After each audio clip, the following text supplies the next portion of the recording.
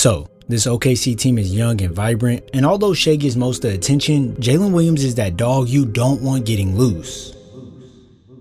When you're dealing with an athletic 6'6" forward, there's many things that you must look out for. Usually it's a combination of things like driving and passing, shooting and defense, or you can mismatch it any way you like. But when we talk about Jalen Williams, he's a threat from any area on the floor. Yeah, I'm being serious. Jalen Williams can make an impact in any way you need, and he isn't just an average Joe. This isn't to say that J-Dub is amongst the elite players in the league, but when you see all the skills he has, you can quickly notice he can do things at a high level even if it isn't always the most consistent. Case in point, Williams isn't the best playmaker as he turns the ball over 2 times a game, but with his 5 assists per game, you're going to see some finds that only guys with great vision can make. When coming off this screen here, most guys would wait and telegraph this pass to Hart on the roll, but with J-Dub knowing that's where he wants to go, he instead decides to use the pass fake towards Shai, which makes Reddish and Reeves react hard, and bada bing, the connection over the top is easy money. I get it, things like that may not seem that important, but when you can pace yourself off the screen to make sure your guy can catch in stride to go finish, this is what separates him from most.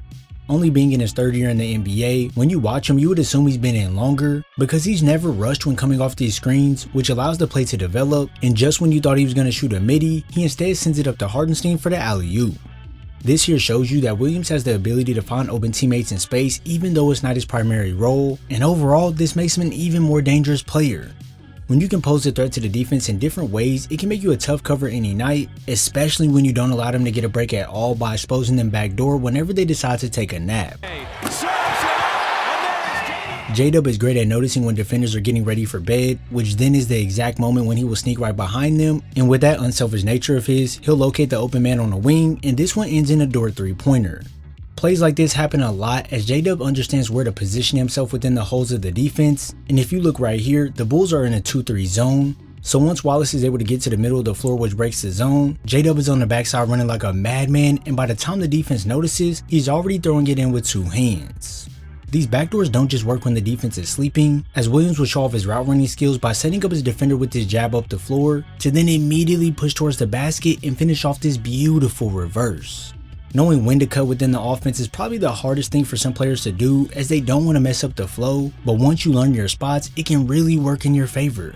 If you pay attention here, Peyton Watson is supposed to be guarding J-Dub, but he's instead all the way at the opposite elbow. So what does Jalen do? He decides to cut right down the lane, which forces Watson to slide over while Williams is coming straight down, and this here gives Jalen the advantage as he has the momentum in his favor to body Watson deeper in the paint, and now he's right at the front of the rim for a bucket.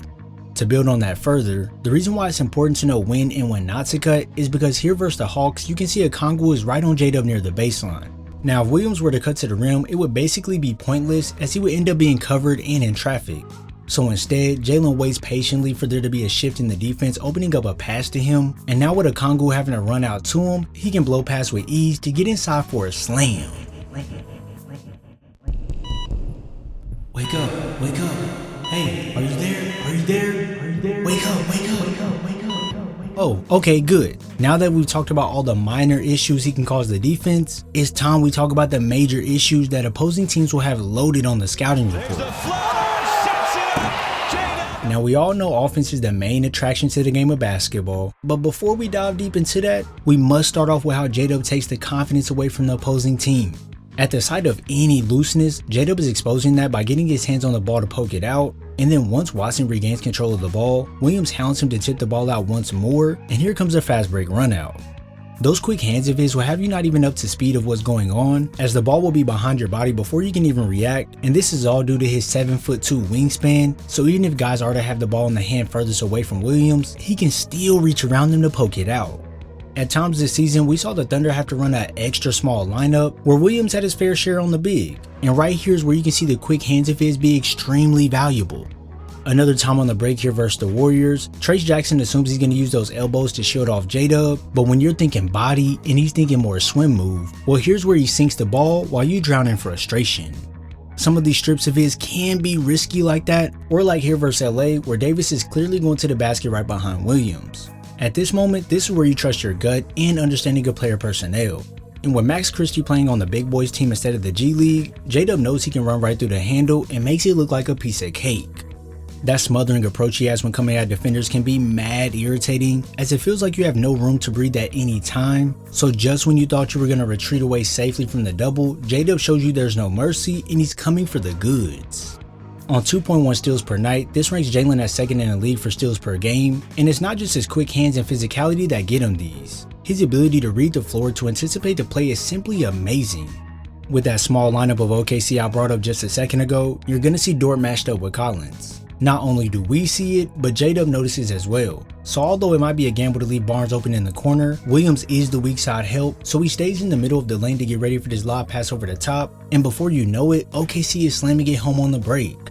The awareness to see these lob passes stops easy ones from being converted inside, and then with Jalen paying attention to the ball handler to see where they might go, he can track, hunt, and then at the perfect time, he can go kill. So yeah, you better not get lazy or feel like you can get comfortable, or else you're gonna get picked off and yelled at in the film room. This defensive intensity is something this OKC team eats off of, as once they go on the offensive end, this is where the dog gets fully unleashed. Putting up 21 points a night on 60% true shooting as a second option is amazing, and he picks apart the defense on all three levels. If you fail to lock in on defense and leave this massive gap between you two, well, with his 38% shooting from deep, he'll gladly let it fly. Other times you'll see defenders run him off the line, which opens up this angle here to drive the ball, and I'll let you hear this one. And last, but certainly not least, J-Dub will pull out that stun gun to make defenders buckle up, and this one right here is straight cash. Say whatever you want about him, but make sure you include that he's a 3-level artist. Probably the main thing about his offensive game that sticks out the most is his mid-range creation, and it all stems off one thing mainly. That one thing being his power. He may have this lankier frame that doesn't look as physically imposing, but trust and believe that if you get in his way while he's trying to operate, you're gonna pay for it in a major way. When smaller guards get switched onto him, this is pretty much a recipe for disaster, as you can see Kobe White get totally removed from the play, presenting a wide open jumper. Smaller guys aren't the only ones who get a dose of this medicine, as the 6'10 Franz Wagner can get hit with that stun as well, and although the gap between the two isn't as massive, it still allows J-Dub to pull up without the worry of a contest. This physicality he plays with catches the defenders off guard a lot, as they don't expect him to initiate the contact first, but that's exactly why it works so well. Right here versus Spurs, you can see that Castle is shading Williams into the help side defense down low, but with Jalen being 2 steps ahead, he knows he doesn't want to run into the double team, so he goes right into the body of Castle with that off arm to send him flying, and then he adds in the step back for more space. Having go-tos like this is what separates good players from average, and then when you can also keep it simple and get to the little pocket of space the defense gives you to pull up, it shows that you're far more than just a good player. Sure, I know, it may look basic, but that's the thing. Most players in this moment would look for a kick out, they may try and retreat dribble, or they may try and go to the rack. But with J-Dub now rejecting the mid-range and taking what the defense gives him, he can hop right into a jumper with no problem. Taking that simple approach to the game is sometimes one of the hardest things to do because it forces you to read the game quickly to then react to what you see, and for most players, they simply can't do that. They'll start making moves fast and not thinking, but with J-Dub, he finds a way to get to his spots to still get the job done. The mid-range is one of those things that will always be reliable for him, as he's connected on 54% of his 53 attempts so far this season, and when he wants to get creative with it, well, good luck stopping him. If you enjoyed this video, sign up to be a member of the channel where you will get extended versions of these videos and much more. If you enjoyed this video, be sure to drop a like, subscribe, and turn on post notifications so you're first to know when I upload. I thank you all for your support, and I'll see you in the next video.